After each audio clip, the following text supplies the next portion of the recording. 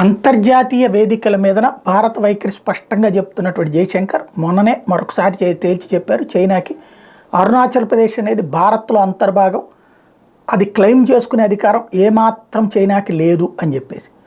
ఇప్పుడు అక్కడ విషయంలోనే మరొక కీలకమైనటువంటి పరిణామం, మరొకసారి చైనా స్పందించింది. అది తమ భూభాగంలోనిదే అంటూ మరొక ప్రకటన విడుదల చేసింది. తాజాగా China's claim on India's north eastern state వచ్చేటప్పటికి అది తమదేనని చెప్తున్నటువంటి జంగ్నాన్ ప్రావిన్స్ అంటూ మరొకసారి వాళ్ళ విదేశాంగ మంత్రిత్వ శాఖ అధికారికంగా ప్రకటించింది. ఇది భారతదేశంలోది కాదు, అది మాదే అన్నటువంటిది. చైనా అదే ధోరణిలో ప్రకటిస్తూనే ఉంటుంది, భారత్ దాన్ని వ్యతిరేకిస్తూనే ఉంటుంది. ఇప్పుడు తీసుకోగలుగుతుందే చైనా?